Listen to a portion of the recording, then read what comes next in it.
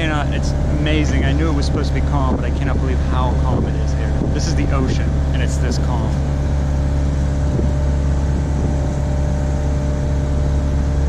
We're on our way to Fort Lauderdale. We've got a long day of running the motor ahead of us because it's going to be this calm and there's not going to be much wind probably. Put up the sails if we can, but that's probably not going to happen.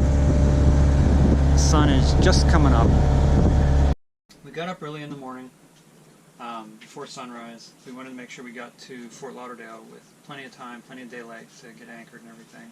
And it was a very calm day. It was amazing how calm it was. And the downside to that is we couldn't sail any. There was no wind. We had to run the motor all day. We got there a lot quicker than we expected. Didn't have any trouble with the trip, the inlet, getting under the bridge. We anchored in a place called Lake Sylvia, and there's all kinds of warnings about how shallow it is coming in and how you have to be very careful to come in. And we didn't have any trouble getting in. Lake Sylvia is basically an appropriate place to spend a night, but extended stay is just not practical as far as I'm concerned. It's difficult to get ashore. It's a small anchorage, so it gets crowded very quickly. That being said, our stay there was fine. We did have a small incident the next morning. We tried to follow our track back out of Lake Sylvia, thinking we came in and we didn't have any problem with the depths, so when we come out we'll be fine too. The thing I forgot to take into account is we arrived at high tide and we left at low tide. So we dragged a bit of the bottom of the keel through the mud on the way out, and later I dove on the boat and I took a good bit of the bottom paint off when I did that. We left Fort Lauderdale and we had another very calm day, not quite as calm, but very calm day.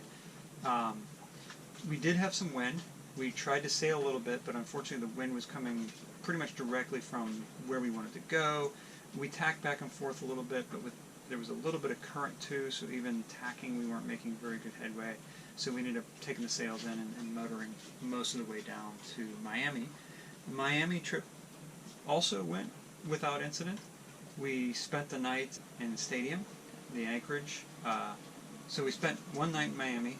We left in the morning and we had just perfect conditions. We just sailed in a very comfortable, very controlled, very relaxed manner through the day until we got to Elliott Key, which is one of the northern keys. So this is Elliott Key. This is one of the more northern anchorages. The key extends for about 6 miles to the south. Is the end of it right there, and then that's actually a different key. The anchorage was gorgeous. The water was very clear. It's the first time in my trips that I've finally gotten to the point of water that's clear enough that you can actually dive down and see the anchor. We tried to go ashore on Elliott Key, but we were just mauled by insects. So that was the end of shore trips. Luckily, we anchored far enough away from the key that the bugs weren't getting to us on the boat, so we were unmolested on the boat.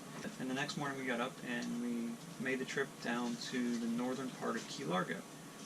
Blackwater Sound is what it's called.